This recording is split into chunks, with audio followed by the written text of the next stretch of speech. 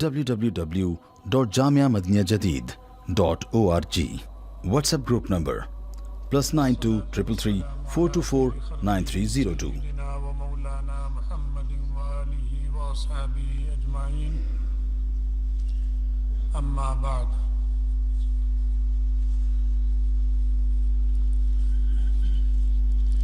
اللہ تعالیٰ نے جیسے حضرت محمد رسول اللہ صلی اللہ علیہ وسلم کو سارے جہانوں کے لیے رحمت بنایا،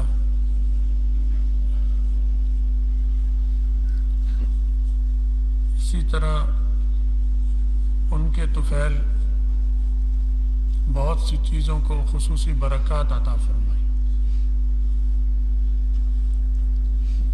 ان میں سے ایک برکت آپ کا جو شہر ہے مدینہ منورہ، جب آپ اس میں تشریف لائے تو آپ کے آنے کے بعد بہت سی خرابیاں وہاں سے دور ہوئیں اور بہت سے فائدے وہاں پر آ گئے. حضرت عائشہ رضی اللہ تعالیٰ عنہ فرماتی ہیں کہ جب ہم مدینہ منور آئے تھے تو یہاں کی آب و ہوا بہت خراب تھی. ایک گندا نالا بھی بہتا تھا وہاں کے میدانی علاقے میں، جس کا پانی سڑا ہوا پانی ہوتا تھا، اس سے بھی ماحول خراب ہوتا ہے. پھر جب صحابہ ہجرت کر کر آئے تو وہاں ایک بہت خطرناک وبا تھی بخار کی، وہ نچوڑ دیتی تھی آدمی کو. تو صحابہ کو اس بیماری نے لپیٹ میں لیا. ابو بکر رضی اللہ تعالیٰ عنہ کو، بلال رضی اللہ تعالیٰ عنہ اور لوگوں کو بھی، خود حضرت عائشہ کو اس میں لپیٹ میں لیا، ایسا بری طرح کہ وہ ان کے سر کے سارے بال جھڑ گئے، بال بھی سر کے جھڑ گئے تھے. تو ایسا خطرناک تھا.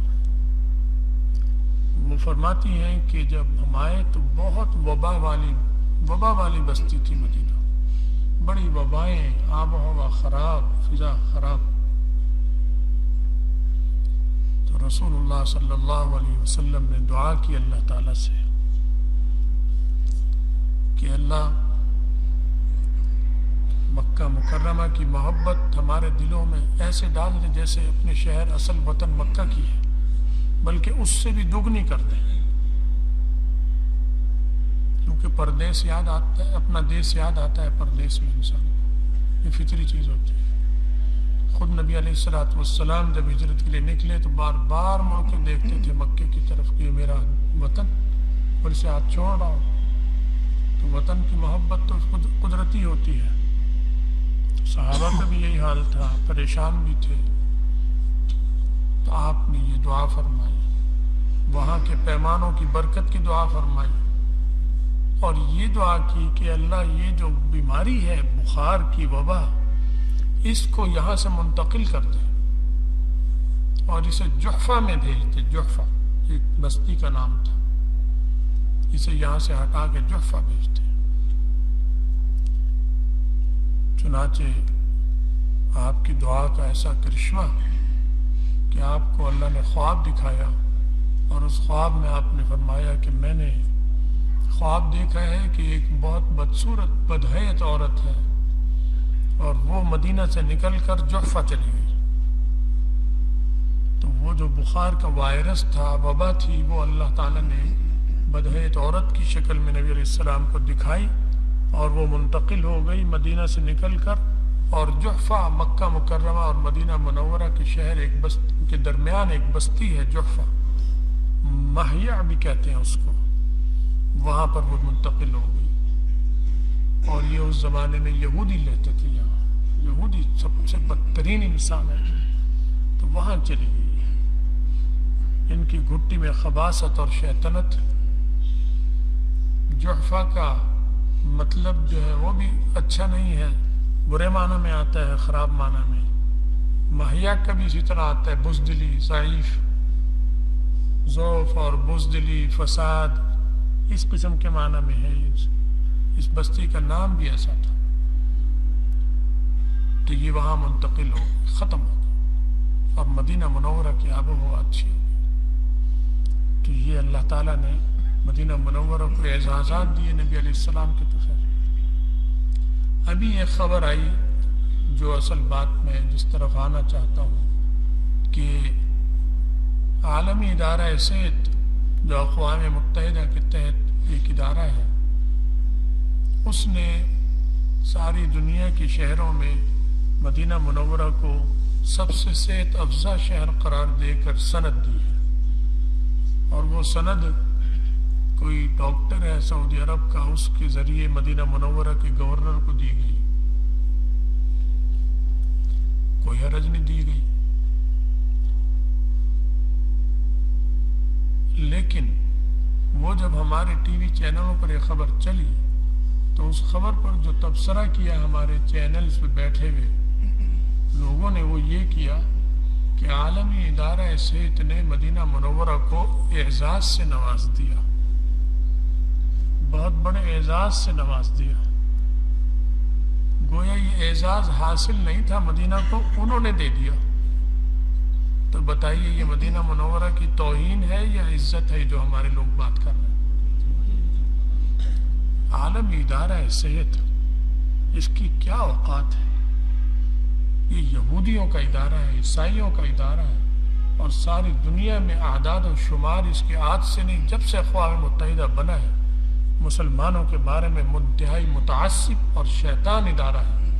صحت اور بیماری اور ان چیزوں کے معاملے میں مسلمانوں کے ساتھ متعصبانہ رویہ ہے ان کا، اور غلط اور فرضی شماریات مرتب کر کر مسلمانوں کے ساتھ جانبداری کا معاملہ اور تعصب کا معاملہ کرتے ہیں. ان شیطانوں کی اس اعزاز کو اعزاز کہنا، اسے یہ تو کہہ سکتے تھے کہ مدینہ منورہ کے اعزاز کو اور اس کی اس کمال کو انہوں نے تسلیم کر لیا.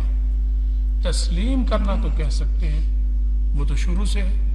کافر بھی رسول اللہ صلی اللہ علیہ وسلم کی تعریف کرتے تھے اور امین کہتے تھے اور صادق کہتے تھے، لیکن ایمان نہیں لاتے تھے. تو یہ عالمی ادارہ صحت کی اوقات کیا ہے؟ یہ ہے کیا فاسق فاجر کافروں کا ادارہ؟ اور یہ اعزاز دے مسجد نبوی مدینہ منورہ کو یا اسلام کو؟ کیا پدی کا شوربہ، اس کی کیا اوقات ہے؟ یہ تو مسلمان اتنے بے وقوف ہو گئے ہیں کہ اس کی اس اعزاز سے فریب کھا گئے. وہ اعزاز نہیں ہے، اعتراف کہہ سکتے ہیں کہ انہوں نے اعتراف کیا. جو چیز اللہ نے نبی علیہ السلام کے ذریعے اعزاز دیا مدینہ منورہ کو، اس اعزاز کا اعتراف کیا انہوں نے، یہ کہا جا سکتا ہے. اعزاز دینے والے کون ہوتے ہیں؟ اور اعزاز ہمیشہ بڑا چھوٹے کو دیتا ہے. مدینہ منورہ کیا تھا؟ برباد سے شہر تھا. نبی علیہ السلام کی ذات رحمت للعالمین تھی، ان کی برکت سے مدینہ کو اعزاز ملا. تو بڑے نے اعزاز کس کو دیا؟ چھوٹے کو. اللہ نے اعزاز دیا مدینہ منورہ کو، تو چھوٹا بڑے کو دیتا ہے اعزاز یا بڑا چھوٹے کو دیتا ہے؟ تو اگر ہم یہ کہیں اس نے اعزاز دے دیا تو اس کا مطلب ہے یہ بہت بڑی چیز ہے، ادارہ صحت مقدس چیز ہے. مکہ مکرمہ مدینہ منورہ سے بھی بڑی اس کی حیثیت ہے، حالانکہ ایک ناپاک ادارہ ہے، غلیظ ظالموں کا، فاسقوں کا ادارہ ہے. یہ کون ہوتا ہے اعزاز دینے والا؟ دوسری اہم بات کہ اگر اس اعزاز کو ہم آج تسلیم کر لیں اور یہ کہ جی ان کی ڈگری ایک حیثیت رکھتی ہے اور ان کی سند ایک حیثیت رکھتی ہے، تو یہ بڑے عیار اور مکار لوگ ہیں. آج انہوں نے یہ چیز دے دی، ہمارے سادہ قسم کے ناواقف لوگ مسلمان خوش ہو گئے. 4-5 سال بعد یہ شیاطین پھر ایسی ڈگری فرض کریں، اگر جاری کریں کہ اب مدینہ منورہ کی آب و ہوا اور فضا سارے شہروں میں سب سے خراب ہوگی، تو بتائیے اسے تسلیم کریں گے یا نہیں کریں گے؟ تو جب ہم اسے تسلیم نہیں کریں گے تو ہم اسے بھی ردی کی ٹوکری میں ڈالیں گے. تو ان کی وہ سند بھی ردی کی ٹوکری میں اور ان کی یہ سند بھی ردی کی ٹوکری میں. ان کی تعریف کے ہمیں کوئی ضرورت نہیں ہے. جو اللہ تعالیٰ نے اعزاز اسلام اور مسلمانوں کو اور نبی علیہ السلام کے طفیل جس کو بھی عطا فرمایا اس کے ہوتے ہوئے ہمیں کسی کی ذکری کی ضرورت نہیں ہے۔ سورج کو چراغ دکھانا یہ کوئی بات ہے؟ وہ سورج کو بھی چراغ دکھایا کرتا ہے؟ نبی علیہ السلام کی حیثیت سورج کی ہے، آپ کے صدقے میں مدینہ منورہ کی حیثیت بھی سورج کی ہے، مکہ مکرمہ کی حیثیت بھی سورج کی ہے دنیا کے تمام شہروں پر۔ تو اس کے بارے میں یہ کہنا کہ اس نے ڈگری دے دی اور اعزاز دیا، علیہ باللہ، ڈگری ٹھیک ہے دے دی تو ان کی مرضی ہے، لیکن نہ ہم اس پہ خوش ہیں نہ ہم اس پہ ناراض ہیں۔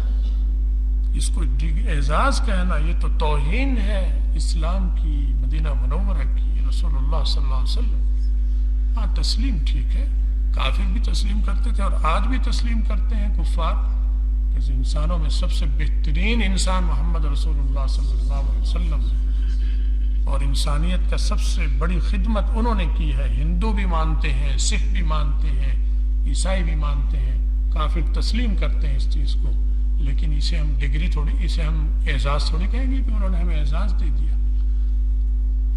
تسلیم کرتے ہیں لیکن ایمان تو نہیں لا رہے۔ اگر یہ تسلیم کرتے ہیں تو ایمان بھی تو لائیں۔ تو یہ ان کی شاطرانہ چالیں ہیں جسے ہمیں سمجھنا چاہیے اور کسی خود فریبی میں مبتلا نہیں ہونا چاہیے۔ اللہ تعالی ہمارے ایمانوں کی اور ہمارے جو اسلام کے شعائر ہیں ان کی حفاظت بھی فرمائے، ان کی سربلندی بھی فرمائے، اور جو ہماری کوتاہیاں درگزر فرمائے، عالم اسلام میں اتفاق و اتحاد عطا فرمائے، ہم سب کا خاتمہ ایمان پر فرمائے، اور آخرت میں رسول اللہ صلی اللہ علیہ وسلم کی شفاعت اور ان کا ساتھ نصیب فرمائے۔ وآخر دعوانا الحمدللہ۔